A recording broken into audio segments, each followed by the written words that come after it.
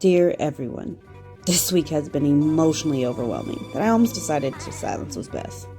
Then I was immediately reminded by the events that took place earlier this week that were heightened just because of what was going on in the world today. One incident happened at Safeway. After giving resolution to a manager, she suggested that she call the authorities. After raising my voice and utilizing strategy also, she retracted her statement and suggested my original solution. Of course, like it was her idea. Inevitably, I was set up to look like the angry black woman. But if you know me, you know I apologized in front of that whole store and to her privately. Fast forward throughout the week, I've witnessed a range of behaviors coming from non-black people. 1, they've been very friendly or nonchalant. 2, ignorant, making tons of excuses. 3, just silent. And 4, very few rallying with us. In the beginning, I felt indifferent. I was okay with that. I knew that I needed to give it some time to simmer. Then last night happened. While flipping through the TV, we were unable to find channels that weren't reporting the protests. My 8-year-old just happened to be observing the same thing that we were seeing. I leaned over and asked her, "Do you know what's happening?" She replied, "I think so. People are fighting for justice." I said, "Do you know why?" She replied, "No." I looked over to my husband and I said to her, "Well, Daddy and I will explain to you when we feel it's right." But Brendan then muted the TV and said, "We need to tell her now." As he began talking, I saw the joyful spirit of a little beautiful black child that had just been outside all day enjoying the weather leave her innocent body.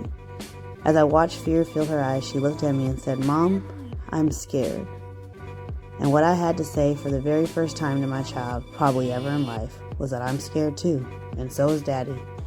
But we were scared together, so that means we will all be able to help each other. I thought back when I was a kid and things I had to be afraid of, and realistically they only existed on TV.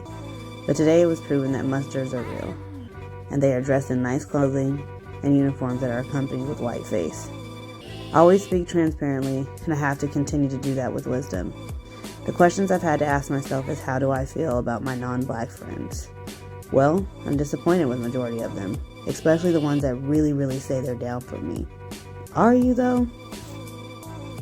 I think about all the times they benefit from my assertiveness, aka aggressive tone, or my eager to get the job done, my bossiness, or my commitment to change, I won't take a no for an answer, or my ability to refuse not to take no bullshit, aka insubordination.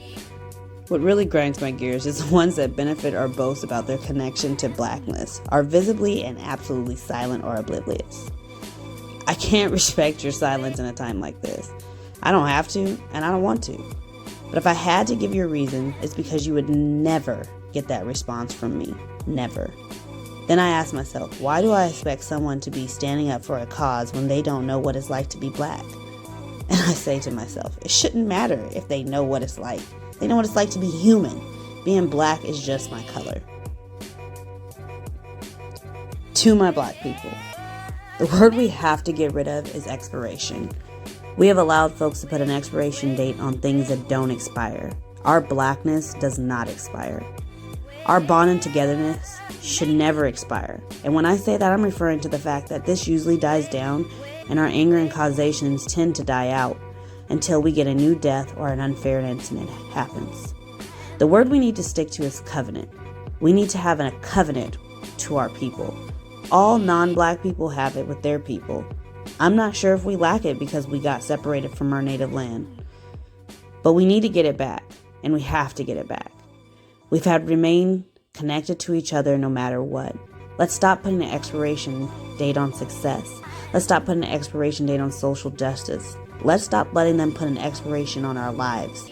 Let's stop allowing things to expire just because they aren't fresh anymore. Black people stay fresh, so we should never expire until God says we do.